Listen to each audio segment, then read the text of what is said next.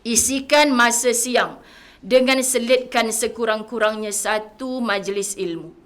Hari-hari, biar sikit tapi istiqamah. InsyaAllah, jangan sebulan sekali. Ya? Sebab itu kadang-kadang takdir hidup yang Allah beri pada kita ni, tolong dialhamdulillahkan. Semua. Baik ke buruk, alhamdulillah ala kulli hal. Alhamdulillah, dalam dunia live sekarang setahun setengah saya berjumpa dengan baru ni anak anda Izzat, sahabat-sahabat dirahmati Allah. Ditangkap penjara, keluar masuk, kemudian duduk dekat Henry Geni berapa lama, Masya Allah. Saya tanya satu soalan, kalau boleh diputarkan masa, kamu nak tak jadi macam ni? Ustazah, jangan tanya saya, maksudnya dia nak, sahabat-sahabat, jangan kata saya nak berubah, saya nak hidup saya ni bermula dengan budak baik. Maksud dia, kalau saya tak melalui, saya hisap dadah umur 12 tahun, saya mula pecah rumah umur 14 tahun, mungkin sekarang tak jadi pakar motivator macam tu. Sekarang ni jadi orang hebat. Umurnya 22 tahun boleh berkongsi pengalaman, jangan hisap dadah tu bukan sedap. Kalau kau dah terjebak dengan dadah, kau susah 2 minggu je. 2 minggu tu memang kau demam, kau sakit, sebenarnya boleh berhenti. Syaratnya kau nak berhenti. Ini cara dia share sebab pengalaman dia sendiri. Sekarang sahabat-sahabat dia boleh memberi nasihat. Jadi saya kata inilah kehebatan. Kita kadang-kadang ustaz bercakap kan. Macam kematian Siti Sarah Raisuddin kan sahabat-sahabat. Petangnya lepas kebumikan isterinya, saya antara 600,000 orang yang menonton live Syuib. Kenapa sahabat-sahabat? Sebelum ni kita tak pernah dengar join live artis ni, tak pernah. Tapi kenapa Masya Allah nasihatnya daripada pengalaman. Kalau ada rakan-rakan artis yang menonton, minta maaf bro, aku kena cakap dengan korang. Itu cara dia. Tapi orang yang mendengar terasa di hati. Kita yang seronok-seronok ni berapa lama sangat. Aku pernah sampai nak patah pentas ni orang serbu. Konon popular sangat aku masa tu. Apa aku dapat? Kalau pernah jadi suami tapi tak pernah jadi imam di hadapan isteri. Nampak sahabat? Kalau ustaz-ustaz yang cakap macam ni, macam biasa je bunyi tu. Tapi kalau dia bercakap hasil pengalaman dan Allah ambil isterinya yang mampu menjadikan dia orang baik dengan izin Allah, maka dia kongsi, jom kita rebut sungguh-sungguh peluang ni. Okey? Jadi doakan orang-orang macam ni, insya-Allah terus boleh dakwah dengan kaedah ataupun caranya yang tersendiri. Baik, isikan masa siang dengan selitkan sekurang-kurangnya satu majlis ilmu. Hari ini kesan daripada kuliah online, Masya Allah bertebaran para asatizah di Malaysia. Bukan sahaja orang Malaysia mendengar ilmu mereka, bahkan merentasi negeri. Kita tak boleh rentah negeri, merentasi negara. Orang boleh dengar kerja-kerja dakwah sahabat-sahabat. Jadi bukan untuk dibangga-banggakan. Syukuri hikmah daripada kita ber-PKP ni. Rupa-rupanya duduk dalam bilik sendiri, tebaran ilmu tu sangat luas. Semoga dengan keberkatan ilmu itu, sahabat-sahabat, ada orang yang dulu tak solat, sekarang solat dah. Ada orang yang dulu tak bayar zakat, sekarang bayar zakat dah. Jadi bila orang hantar nota ke messenger saya, bantu saya ustazah, saya stres, saya ada masalah sekian-sekian, saya tak larat nak jawab satu-satu, cuma saya kata tolong ke page Ustazah Muzayyanah. Tak kisah siapa-siapa sahabat, pergi situ, setiap hari saya ada bahas kitab La Tahzan.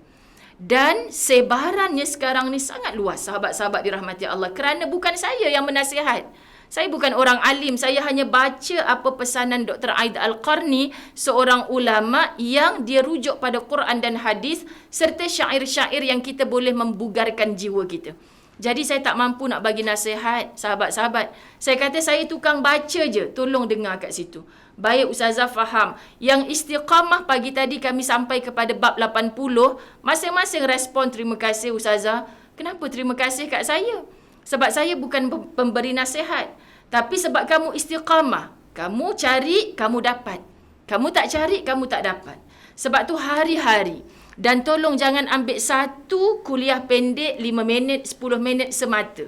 Sebab maksudnya sahabat-sahabat muslimat, kita nak dengar yang panjang tu, kupasannya minal awal ilal akhir, kita fahamlah. Ni daripada haji kita, Masya Allah, pahalanya besar. Tapi nanti ada dipendekkan. Jadi video 5 minit, 10 minit kan. Ini kadang-kadang jadi isu juga sahabat-sahabat. Kawan kita ni study buat kerja mana yang paling elok. Yang itu pula dipegangnya. Dengar 1 jam, 1 jam setengah yang ustaz tu cakap. Sahabat kita ni sebagai pemudah cara. Tapi ustazah, apa maksud ustaz tu? Rasanya ni bid'ah dia cakap ni. Dengar dulu daripada awal sampai akhir. Cari kuliah yang minal awal ilal akhir. Kalau dia memang decide kuliah dia tu setengah jam, dengar penuh. Hari-hari. Biar sikit tapi istiqamah. InsyaAllah. Jangan sebulan sekali. Sebab itu Islam sepertinya sahabat-sahabat mewajibkan untuk orang lelaki hadir majlis ilmu paling kurang seminggu sekali. Kat mana tu? Khutbah Jumaat.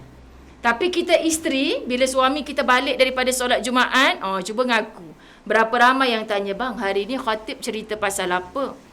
Tak payahnya ustazah, mesti dia tak jawab. Dia bukan reti tu. Tanya tajuk cukup.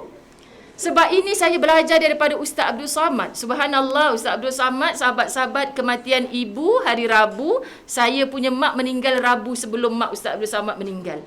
Jadi sebulan, saya akui sebulan lepas mak meninggal ni dalam ceramah tak sebut benda lain. Sebut perkataan mak nangis, sebut perkataan mak nangis. Jadi jiwa Ustaz Abdul Samad merasa itu, ya Allah aku dulu pun macam tu. Betapa kita ni walaupun mak kita bukan para alim ulama, tapi kan besarnya jasa dia. Apa kata Ustaz Abdul Samad? Saya memang jadi penceramah kerana dari kecil ibu saya paksa saya bercerita bila pulang daripada solat Jumaat. Apa yang tadi Ustaz cakap, kena duduk kan. Tak faham pun kena buat-buat faham lah. Mak dia suka nak dengar. Inilah komunikasi yang cantik. Jadi kita balik, kita bukan penceramah, kita tak ada tauliah jaiz pun nak ceramah balik dekat kampung kita contoh. Tapi kita ada anak-anak, sambil makan tadi ibu pergi masjid kan, ustaz tu kata, anak ustazah tak dengarnya pun kan. Tak dengar ke? Dengar itu bukan kerja kita. Allah tanya kita share tak? Kita sebarkan tak? Kita sampaikan tak? Tak boleh bercakap, kita tulis tak dekat media sosial kita? Sahabat-sahabat, dalam 5,000 rakan Facebook kita, mungkin ada 5 yang baca terkesan di hatinya. Itulah punca Allah lapangkan pintu syurga untuk kita. Hasil daripada apa? Hasil daripada kita buat pengisian ilmu.